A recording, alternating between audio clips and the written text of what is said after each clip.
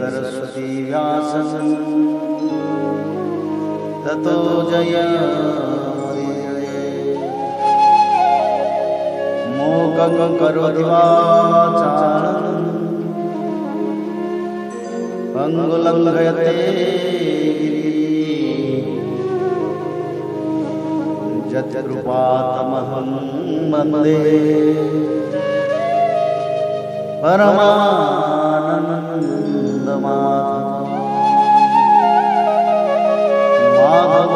माधवो वाक्यं माधवो हरि परन्ते साधवा नित्यं सकलकार्येषु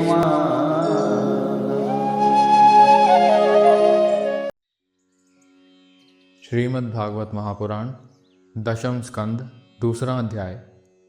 भगवान का गर्भ प्रवेश और देवताओं द्वारा गर्भ स्तुति। श्री शुकदेव जी कहते हैं, परीक्षित, कंस एक तो स्वयं बड़ा बली था और दूसरे मगध नरेश जरासंध की उसे बहुत बड़ी सहायता प्राप्त थी। तीसरे उसके साथी थे प्रलंबासुर, बकासुर, चाणूर, तृणावर्त, अघासुर, मुष्टिक, अरिष्टासुर, द्विविद, पूतना, केशी और धेनुक तथा बाणासुर और भौमासुर आदि बहुत से दैत्य राजा उसके सहायक थे। इनको साथ लेकर वह यदुवंशियों को नष्ट करने लगा। वे लोग भयभीत होकर कुरु, पांचाल, केकय, शाल्व, विदर्भ, निषद, विदेह और कौशल आदि देशों में जा बसे।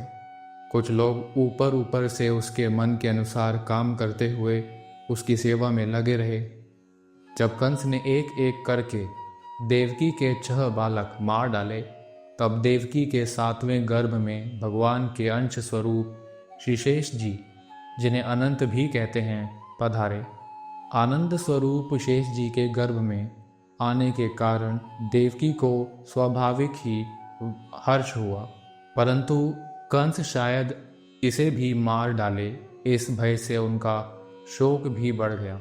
विश्वात्मा भगवान ने देखा कि मुझे ही अपना स्वामी और सर्वस्व मानने वाला यदुवंशी कंस के द्वारा बहुत ही सताए जा रहे हैं।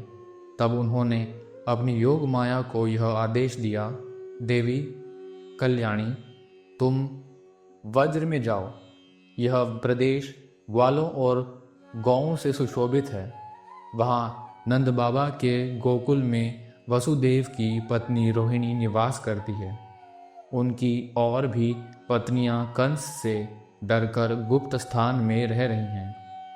इस समय मेरा वह अंश, जिसे शेष कहते हैं, देवकी के उदर में गर्भ रूप से स्थित है। उसे वहां से निकालकर तुम रोहिणी के पेट में रख दो। कल्याणी, अब मैं अपने समस्त ज्ञान, बल आदि अंशों के साथ देवकी का पुत्र बनूंगा और तुम नंद बाबा की पत्नी यशोदा के गर्भ से जन्म लेना। तुम लोगों को मुंह मांगे वरदान देने में समर्थ होगी। मनुष्य तुम्हें अपनी समस्त अभिलाषाओं को पूर्ण करने वाली जानकर धूप, दीप, नैवेद्य एवं अन्य प्रकार की सामग्रियों से तुम्हारी पूजा करेंगे। पृथ्वी में लोग तुम्हारे लिए बहुत से स्थान बनाएंगे और दुर्गा, भद्रकाली, विजया, वैष्णवी, कुमुदा, चंडिका, कृष्णा, माधवी, कन्या, माया, नारायणी, ईशानी, शारदा और अंबिका आदि बहुत से नामों से पुकारेंगे। देवकी के गर्भ से खींच जाने के कारण शेष जी को लोग संसार में संकर्षण कहेंगे, लोक रंजन करने के कारण राम कहेंगे और बलवानों में श्रेष्ठ होने के कारण बलभद्र भी कहेंगे। जब भगवान ने इस प्रकार आदेश दिया, तब योग माया ने जो आज्ञा ऐसा कहकर उनकी बात शिरोधार्य की और उनकी परिक्रमा करके वे पृथ्वी लोक में चली आईं तथा भगवान ने जैसा कहा था वैसा ही किया। जब योग माया ने देवकी का गर्भ ले जाकर रोहिणी के उदर में रख दिया, तब पुरवासी बड़े दुख के साथ आपस में कहने लगे, हाय बेचारी देवकी का यह गर्भ तो नष्ट हो ही गया। भगवान भक्तों को अभय करने वाले हैं, वे सर्वत्र सब रूप में हैं, उन्हें कहीं जाना आना नहीं है। इसलिए वे वसुदेव जी के मन में अपनी समस्त कलाओं के साथ प्रकट हो गए। उसमें विद्यमान रहने पर भी अपने को अव्यक्त से व्यक्त कर दिया। भगवान की ज्योति को धारण करने के कारण वसुदेव जी सूर्य के समान तेजस्वी हो गए। उन्हें देखकर लोगों की आंखें चौंधिया जाती। कोई भी अपने बल, वाणी या प्रभाव से उन्हें दबा नहीं सकता था। भगवान के उस ज्योतिर्मय अंश को, जो जगत का परम मंगल करने वाला है, वसुदेव जी के द्वारा आधान किए जाने पर देवी देवकी ने ग्रहण किया।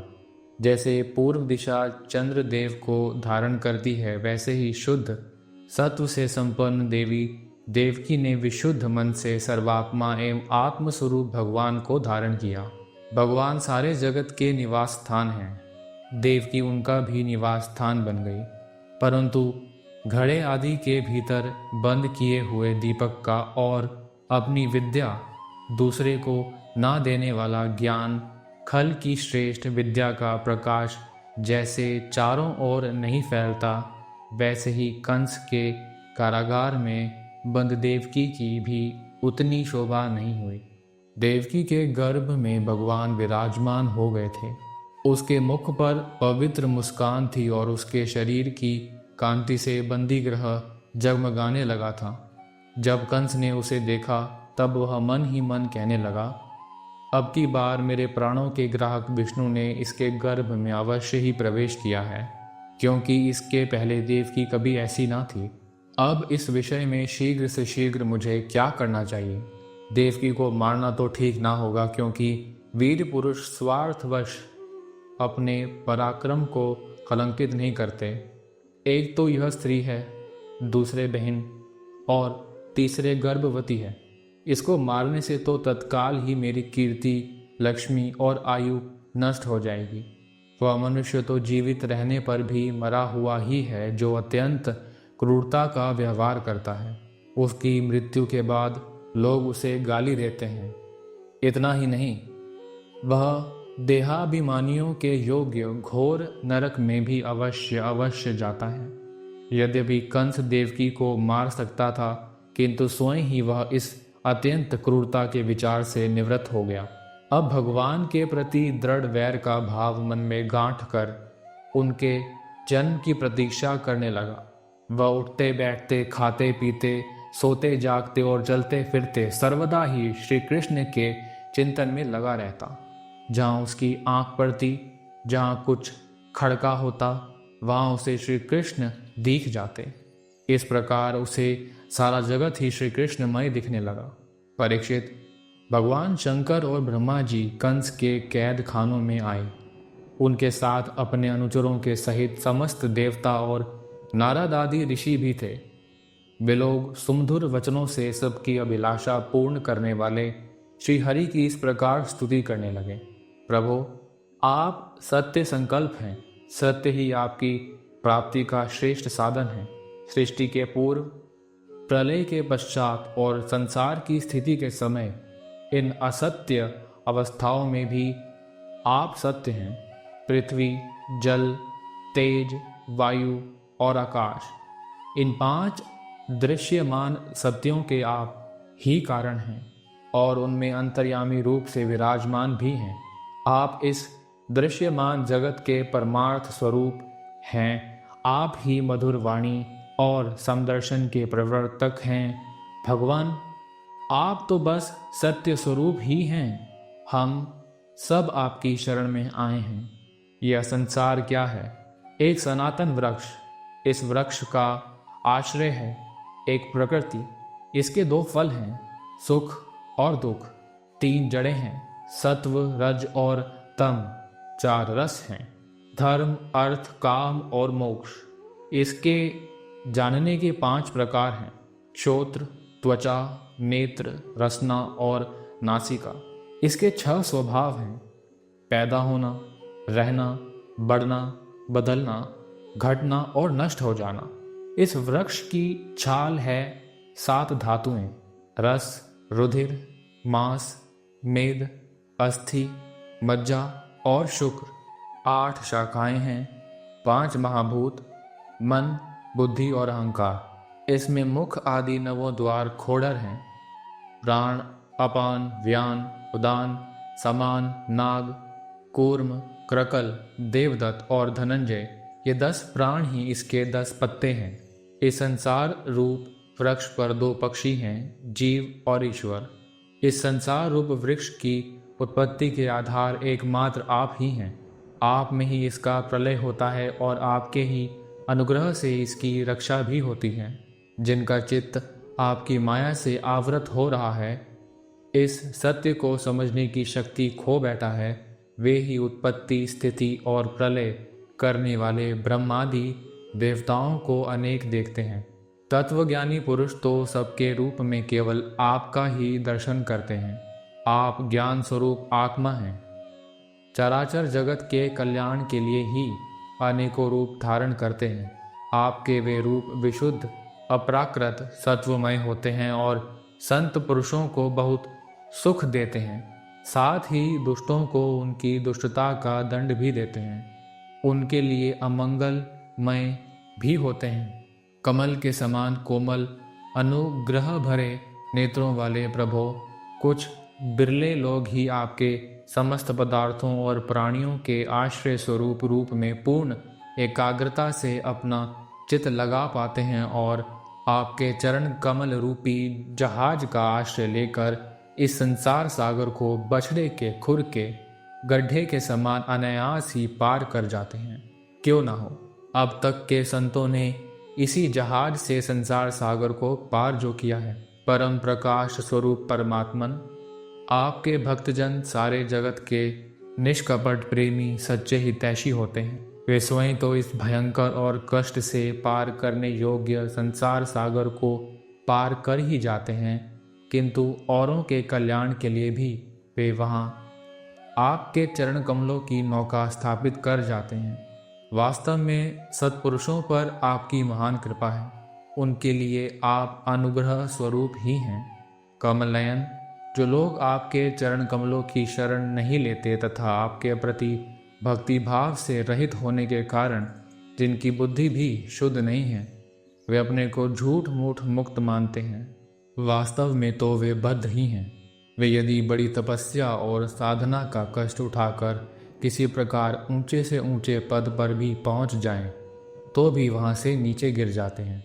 परंतु भगवान, जो आपके अपने निज जन हैं, जिन्होंने आपके चरणों में अपनी सच्ची प्रीति जोड़ रखी है, वे कभी उन ज्ञानाभिमानियों की भांति अपने साधन मार्ग से गिरते नहीं। प्रभो, वे बड़े बड़े विघ्न डालने वालों की सेना के सरदारों के सिर पर पैर रखकर निर्भय विचरते हैं।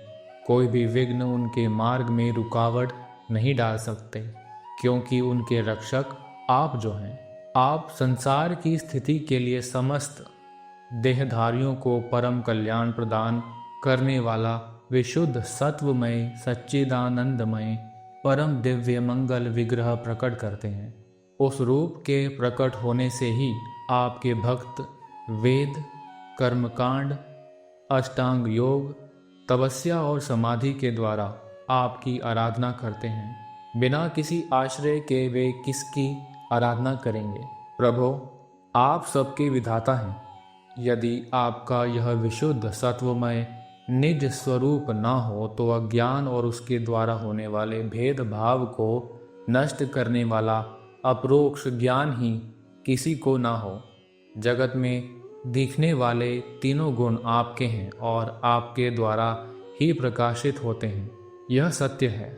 परंतु इन गुणों की प्रकाशक वृत्तियों से आपके स्वरूप का केवल अनुमान ही होता है, वास्तविक स्वरूप का साक्षात्कार नहीं होता। आपके स्वरूप का साक्षात्कार तो आपके इस विशुद्ध सत्वमय स्वरूप की सेवा करने पर आपकी कृपा से ही होता है। भगवान, मन और वेदवाणी के द्वारा केवल आपके स्वरूप का अनुमान मात्र होता है, क्योंकि आप उनके द्वारा दृश्य नहीं, उनके साक्षी हैं। इसलिए आपके गुण, जन्म और कर्म आदि के द्वारा आपके नाम और रूप का निरूपण नहीं किया जा सकता। फिर भी प्रभो आपके भक्तजन उपासना आदि क्रिया योगों के द्वारा आपका साक्षात्कार तो करते ही हैं। जो पुरुष आपके मंगलमय नामों और रूपों का श्रवण कीर्तन स्मरण और ध्यान करता है और आपके चरण कमलों की सेवा में ही अपना चित्त लगाए रहता है, उसे फिर जन्म मृत्यु रूप संसार के चक्र में नहीं आना पड़ता। संपूर्ण दुखों के हरने वाले भगवान आप सर्वेश्वर हैं। यह पृथ्वी तो आपका चरण कमल ही है। आपके अवतार से इसका भार दूर हो गया। धन्य है प्रभु, हमारे लिए यह बड़े सौभाग्य की बात है कि हम लोग आपके सुंदर सुंदर चिन्हों से युक्त चरण कमलों के द्वारा विभूषित पृथ्वी को देखेंगे और स्वर्ग लोक को भी आपकी कृपा से कतरात देखेंगे। प्रभो आप अजन्मा हैं। यदि आपके जन्म के कारण के संबंध में हम कोई तर्क ना करें तो यही कह सकते हैं कि यह आपका एक लीला विनोद है। ऐसा कहने का कारण यही है कि आप तो द्वैत के लेश से रहित सर्वाधिष्ठान स्वरूप हैं और इस जगत की उत्पत्ति स्थिति तथा प्रलय अज्ञान के द्वारा आप में आरोपित है।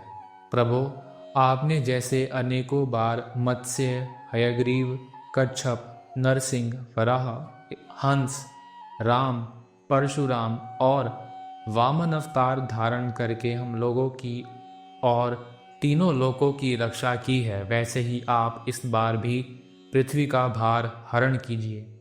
यदुनंदन, हम आपके चरणों में वंदना करते हैं। देवकी जी को संबोधित करके, माता जी, यह बड़े सौभाग्य की बात है कि आपकी कोख में हम सबका कल्याण करने के लिए स्वयं भगवान पुरुषोत्तम अपने ज्ञान बल आदि अंशों के साथ पधारे हैं। अब आप कंस से तनिक भी मत डरिए। अब तो वह कुछ ही दिनों का मेहमान है। आपका पुत्र यदुवंश की रक्षा करेगा। श्री शुकदेव जी कहते हैं, परीक्षित, ब्रह्मादि देवताओं ने इस प्रकार भगवान की स्तुति की। उनका रूप यह है, इस प्रकार निश्चित रूप से तो कहा नहीं जा सकता। सब अपनी अपनी मति के अनुसार उसका निरूपण करते हैं। इसके बाद ब्रह्मा और शंकर जी को आगे करके देवगण स्वर्ग में चले गए। इति श्रीमद्भागवते महापुराणे पारमहंस्यां संहिताया दशम स्कंधे पूर्वार्धे गर्भगत विष्णु ब्रह्मादि कृत स्तुतिर्नाम द्वितीयोऽध्यायः।